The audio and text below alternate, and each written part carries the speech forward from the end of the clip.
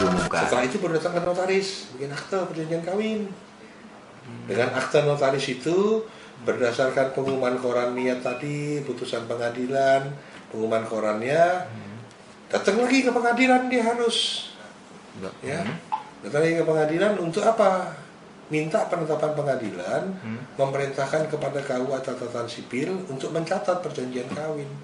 Baru catatan sipil itu dicatat perjanjian kawinnya. Itu proses perubahan yang diatur dalam KUA Perdata Gonogini menjadi perjanjian kawin. perjanjian kawin. Kalau sebaliknya? Nah, KUA Perdata juga sudah mengatur kalau itu sudah berubah dari Gonogini menjadi perjanjian kawin kemudian menjadi Gonogini lagi, boleh. Bukan nggak boleh, boleh. Prosedurnya ada. Suami istri itu, ya, dengan kesepakatan, ya, mengajukan penetapan. Kalau tidak sepakat, mereka mengajukan gugatan untuk kembali ke Gonogini. Nah, pengadilan memutuskan, tapi nggak pakai di situ tidak diatur mengenai pengumuman koran niat kembali ke Gonogini ya. Nggak perlu. Enggak, di situ nggak diatur. Nah, setelah diputuskan pengadilan ini perjanjian kawin menjadi Gonogini, nah, hasil putusan pengadilan itu diumumkan di koran, cuma sekali pengumuman. Nah, tadi setelah itu, ya, dengan pengumuman koran itu, kemudian, ya, tidak dibikin akte perjanjian kawin, ya, tidak dibikin itu. Tapi, ya, dengan putusan pengadilan itu kemudian didaftarkan ke catatan sipil KUA untuk mencoret perjanjian kawin. Itu untuk caranya. kembali lagi menjadi Gonogini. Iya. Tapi ada lagi prosedur yang lain. Oh, Ada prosedur yang lain nih, ya. Suami istri itu kan perjanjian kawin tadi ada 4 macam tuh. yang kedua, yang pertama, yang kedua. Misalnya ini mau berubah dari perjanjian kawin pisah harta menjadi perjanjian kawin persatuan hasil pendapatan. Boleh juga. Karena suami istri kerja. Enggak, bukan masalah mau kerja mau nganggur, pokoknya ada perjanjian kawin, tapi tetap perjanjian kawin. Dari perjanjian kawin pisah harta menjadi perjanjian kawin persatuan untung rugi. Artinya apa? Ya, dalam perjanjian kawin itu seluruh keuntungan kerugian dia bersatu. Di luar untung rugi. Nah, perhitungan satu. yang jadi pertanyaan, perhitungan untung rugi dalam sebuah rumah tangga itu apa? Yang namanya juga rumah tangga itu kan kayak perusahaan. Kalau sudah mulai membuat yang namanya perjanjian kawin, berarti harus ada pembukuan harta, pembukuan pengeluaran pemasukan dong. Betul. Tapi Harus kalau ada. kalau harus. Nah, kalau tapi itu kalau tidak ada, harus. Itu perintah undang-undang. nah kalau seandainya dia tidak punya, tiba-tiba ingin Nah, buat, tapi jangan salah. Seperti apa? Panci, piring, sendok. Itu harta Gonogini yang dipakai sehari-hari. yang dipergunakan Iya. bersama. Iya. Kompor segala macam itu kan itu termasuk harta Gonogini. Tempat tidur. Itu KUA Perdata loh. Oke. Undang-Undang 174 nggak mengatur gitu kan. Tapi itu Nah, diperdata. bicara hukum adat tidak lagi. Ya, tergantung adat-adat apa nih. Adat Batak, adat Bali, adat Minang, adat Toraja, beda lagi sudah. Berarti tergantung daerah masing-masing. Tergantung adatnya. Karena di adat nanti ada barang Gonogini, barang pribadi, undang-undang, kemudian ada barang pusaka. Nah, berarti kalau dari harta Gonogini, kemudian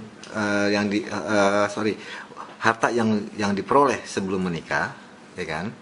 Kemudian dia tidak membuat perjanjian, kan menjadi harta Gonogini. Enggak. Ketika dia setelah menikah. Enggak. Baca 13536 harta yang diperoleh sebelum kawin, ya, adalah harta pribadi masing-masing. Oke. Tidak menjadi Gonogini.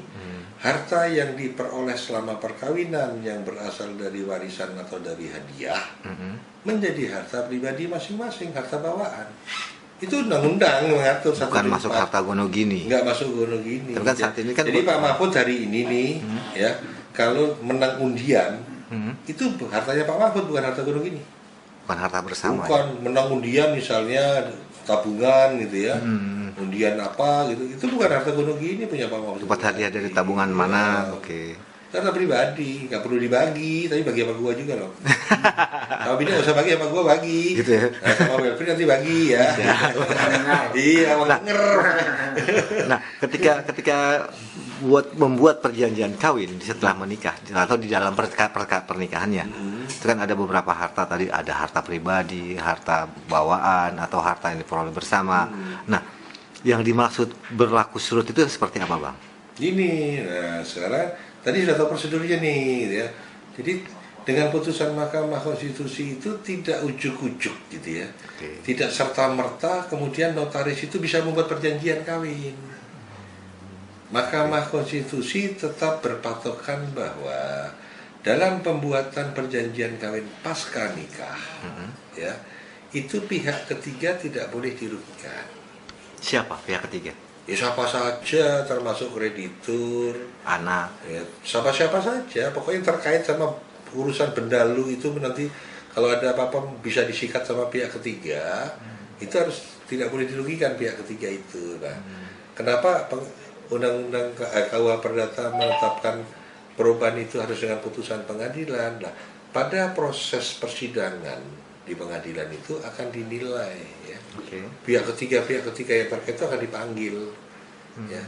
Apakah mereka keberatan dengan akan dirubahnya sistem perkawinan itu? Nah, kalau pihak ketiga tidak menyatakan itu sebagai kerugian yang akan mereka tanggung, ya running. Tapi kalau ada kerugian pasti nggak boleh. Nah, pertanyaannya sekarang kan, kalau dia misalnya kawin tahun 2000, kemudian bikin perjanjian kawinnya 2017. 17 tahun ini kan perkawinan sudah terjadi dengan gunung gini. Betul. Harta milik bersama dong suami istri. Bercampur lah.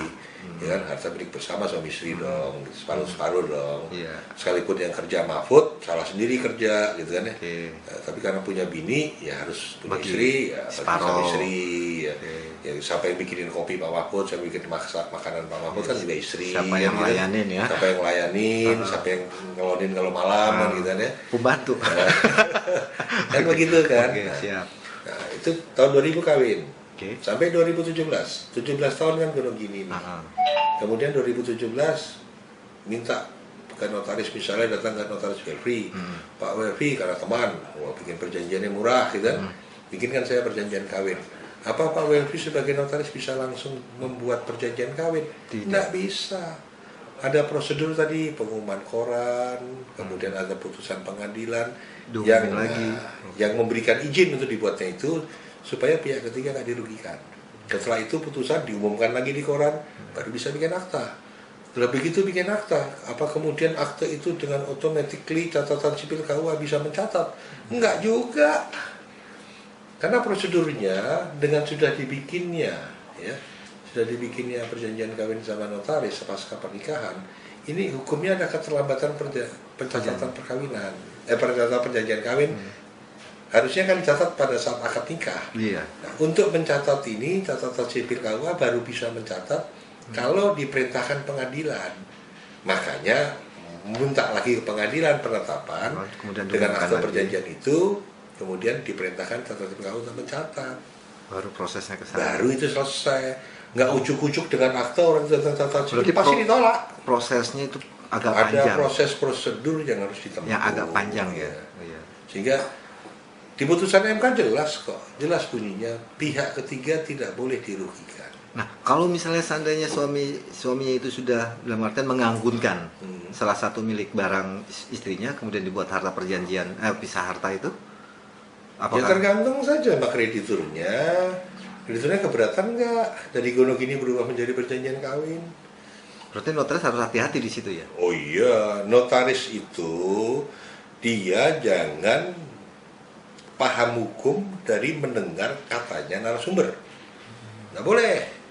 Iya kalau narasumbernya benar. Iya kalau narasumbernya teliti. Iya kalau narasumbernya cermat. Tapi kalau narasumbernya asal ngoceh, enggak. Jadi seorang notaris itu baca aturan hukumnya, dia pahami. Kalau dia tidak paham, dia diskusikan, dia perdebatkan. Sehingga dia dapat menyimpulkan bahwa membaca suatu aturan tidak membaca satu pasal ayat. Tapi harus bisa mengkaitkan gitu ya.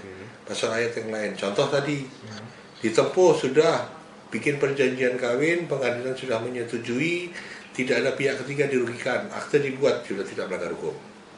Oke? Karena perintah pengadilan disetujui, tidak ada pihak ketiga yang sudah diumumkan. Ya. Sudah diumumkan ke koran. Notaris bikin akte, beres sudah. Aman. Aman kan. Tapi dengan akte itu perjanjian kawin hukumnya kan baru bisa mengikat pihak ketiga kalau dia dicatat. Apa serta-merta KUA catatan sipil mau mencatat? Nggak Tidak. mau. Nggak mau dia. Dia hanya Alasannya? mau mencatat. Karena terlambat. Hukumnya adalah perjanjian kawin itu dicatat pada saat akad nikah. Pada saat menikah di Iya. awal. Nah, ini kan kasusnya sama nih. 17 tahun kemudian. Ini kasusnya sama dengan sebelum nikah sudah bikin perjanjian kawin. Waktu akan nikah karena sudah saking senangnya mau nikah, gitu. Lupa. Segera mau masuk kamar lupa, gitu kan. Dia lupa mencatatkan. Nah, setelah nikah baru ingat, oh, kita bikin perjanjian kawin. Setelah Mau 7 mencatatkan bisa catat, tak bisa. Harus ke pengadilan dulu minta penetapan. Walaupun sudah dibuat sebelumnya, iya. tetap minta lagi pengadilan, Dasarnya apa diumumkan itu? lagi. Ada dasarnya. Undang-undang adminduknya ada itu, gitu kan? Ada aturan hukumnya. Nah, catatan sipil KUA mau mencatat perjanjian kawin yang dibuat sebelum nikah, yang tidak didaftarkan pada saat nikah, itu harus berdasarkan putusan atau penetapan pengadilan. Wajib. Wajib itu hukumnya. Nah, Walaupun sudah dibuat sudah sebelumnya. dibuat sebelumnya. Nah, dengan perintah pengadilan itulah baru KUA catatan sipil mencatat. Nah, berarti Gitu dong. yang perlu diperhatikan oleh anggota notaris PPAT dalam membuat perjanjian kawin, poin-poin pentingnya apa saja, Bang? Satu, kuasai, pahami, mengerti aturan hukumnya. Oke. Ya, dengan mengetahui itu berarti wajib mengikuti tata prosedur, tata cara, dan tata urutan bagaimana proses agar perjanjian kawin yang dibuat itu sesuai dengan hukum yang berlaku. Oke. Ya, yang ketiga, dalam pembuatan perjanjian kawin harus diingat, ya, jangan merugikan pihak ketiga di luar perjanjian kawin. Ya. Yang keempat, bikin akte sesuai aturan undang-undang jabatan notaris. Oh, baru ingat. Bisa nggak notaris yang membuat akta perjanjian kawin itu terseret ketika slip dalam artian miss dalam pembuatan perjanjian kawin?